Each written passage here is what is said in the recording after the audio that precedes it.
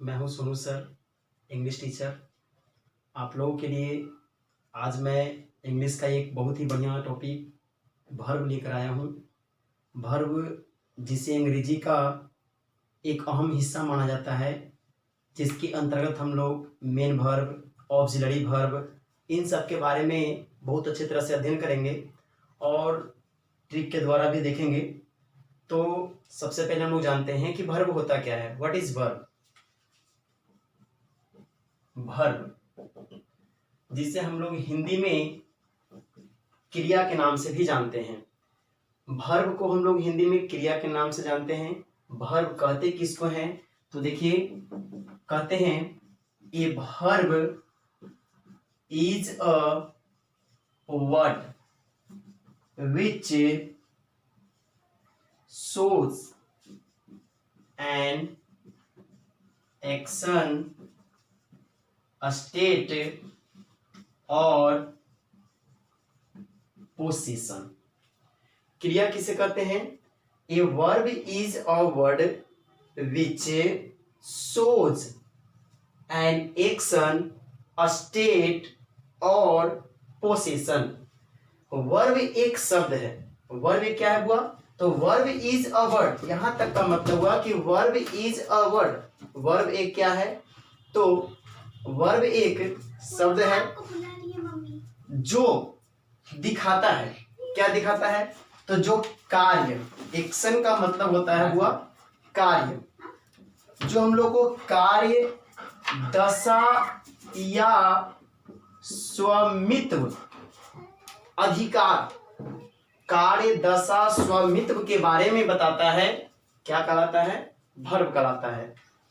Such as example में अगर बात करें, go, is, was, do, it, etc. देखिए, इंग्लिश में बहुत सारे वर्ब हैं, लेकिन वर्ब को मुख्य रूप से दो प्रकार में बांटा गया है। अर्थात we can say also about verb, हम लोग वर्ब के बारे में ऐसे भी कह सकते हैं, there are two kinds of verb. देखिए, यहां पे हम लोग there are two types of verb नहीं कहेंगे, there are two kinds of verb कहेंगे। अर्थात क्या हुआ? वर्ब के दो भेद होते हैं। पहला को हम लोग बोलते हैं प्रिंसिपल वर्ब, और जो सेकंड है उसे हम लोग ऑक्सिलरी वर्ब के नाम से जानते हैं। पहला है प्रिंसिपल वर्ब और दूसरा है ऑक्सिलरी वर्ब। जैसा कि बता दें, प्रिंसिपल वर्ब का ही एक और नाम है। आप प्रिंसिपल वर्ब भी कह सकते हैं, या आप इसी को मेन वर्ब भी कह सकते हैं। प्रिंसिपल वर्ब या मेन वर्ब, या फिर इसी का एक और नाम है, हम लोग इसे फुल वर्ब के नाम से भी जानते हैं। अर्थात प्रिंसिपल वर्ब, मेन वर्ब और फुल वर्ब, ये तीनों एक ही का नाम है। ऐसा नहीं कि प्रिंसिपल वर्ब अलग है, मेन वर्ब अलग है, फुल वर्ब अलग है, ऐसा कोई बात नहीं है। प्रिंसिपल वर्ब का ही एक और नाम मेन वर्ब है, और मेन वर्ब को ही हम लोग फुल वर्ब, अर्थात ये तीनों को जो कह सकते हैं एक ही पार्ट्स हैं, अर्थात तीन नाम से जाने जाते हैं। इसी तरह से ऑक्सिलरी वर्ब का भी एक और नाम से हम लोग जानते हैं, जिसे हम लोग हेल्पिंग वर्ब कहते हैं। हेल्पिंग वर्ब कहते हैं, या फिर इसी को एक और नाम से जानते हैं, जिसे हम लोग सपोर्टिंग वर्ब कहते हैं। अर्थात वर्ब के कितने काइंड्स हुए? तो दो काइंड्स, प्रिंसिपल वर्ब और ऑक्सिलरी वर्ब। चलिए, प्रिंसिपल वर्ब, मेन वर्ब या फुल वर्ब का मतलब अगर हिंदी में हम बात करें तो बोलते हैं मुख्य क्रिया। कौन सा क्रिया?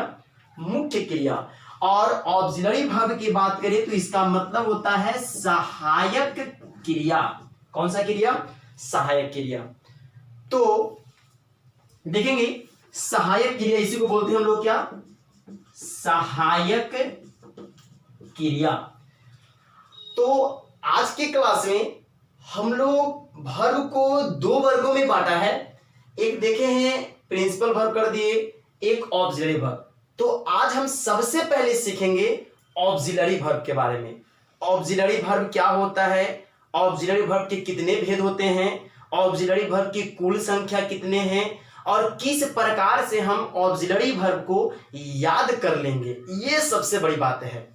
चलिए बिना समय गंवाए हम थोड़ा सा देख लेते हैं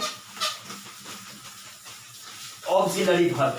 क्या हमको देखना है, ऑक्सिलरी वर्ब। ध्यान दीजिएगा, ऑक्सिलरी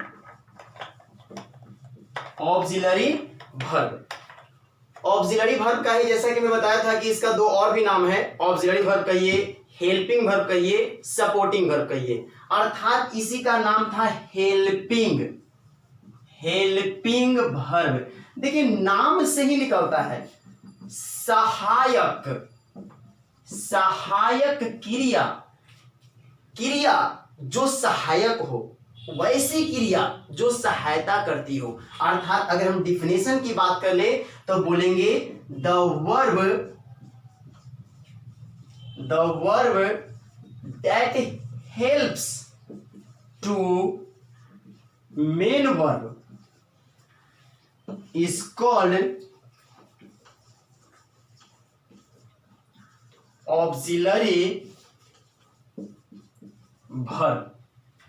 अर्थात देखते हैं द वर्ब वैसी क्रिया जो मदद करता हो, किसको, मेन वर्ब को। किसको, मेन वर्ब को।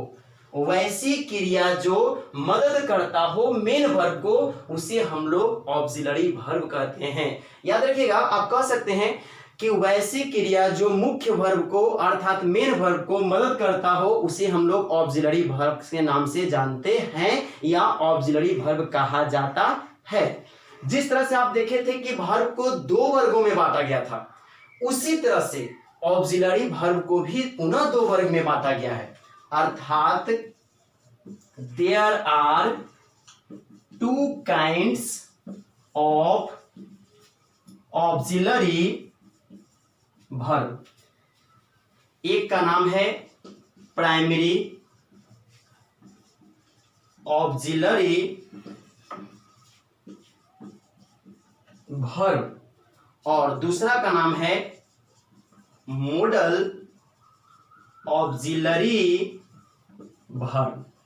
देखिए वर्ब तो ऐसे डिफिनिट नहीं है, निश्चित नहीं है कि कितना सारा वर्ब इंग्लिश में है, लेकिन ऑक्सिलरी वर्ब डिफिनिट है। इंग्लिश में अगर बात की जाए ऑक्सिलरी वर्ब की कि टोटल कितने ऑक्सिलरी वर्ब हमें अंग्रेजी में पढ़नी है, तो बात कर लेते हैं ऑक्सिलरी वर्ब की। तो आप लोग स्टार मार्क याद रख सकते हैं, अर्थात स्टार पॉइंट के माध्यम से याद रख सकते हैं कि there are 24 auxiliaries in English। अर्थात अंग्रेजी में ऑक्सिलरी वर्ब की कुल संख्या 24 है। कितने हैं, 24 हैं, जिन्हें दो वर्गों में बांट दिया गया है, प्राइमरी और मॉडल ऑक्सिलरी वर्ब में। प्राइमरी ऑक्सिलरी वर्ब की कुल संख्या 11 और मॉडल की संख्या 13। अर्थात इसको हम जब ऐड करेंगे तो देखिए 11 13, 3 1 4 और 1 1 2, अर्थात कुल ऑक्सिलरी वर्ब की संख्या क्या है, 24। कितना, 24 अर्थात 24। तो आशा करता हूं आज का क्लास आप लोग का बेहतर रहा होगा और हम लोग अगले वीडियो में देखेंगे कि प्राइमरी ऑक्सिलरी वर्ब की संख्या जो 11 है वो कौन कौन है और जो मॉडल ऑक्सिलरी संख्या जो 13 है वो कौन कौन है। और आप उसे देखने के लिए और याद करने के लिए आपको ज्यादा मैं कठिन वर्क नहीं दूंगा, बहुत ही सिंपल सा एक ट्रिक बताऊंगा, एक प्यारा सा कहानी सुनाऊंगा, जिस कहानी के माध्यम से आप ये 24 वर्ब को, 24 ऑक्सिलरी वर्ब को चुटकी में याद कर सकते हैं, बिना रटे हुए, बिना माथा पे प्रेशर बनाए हुए, एकदम सिंपल ट्रिक के माध्यम से। तो आप बने रहिए मेरे अपने इस चैनल के साथ। हम मिलेंगे फिर आपको इसी चैनल पे अगले क्लास में।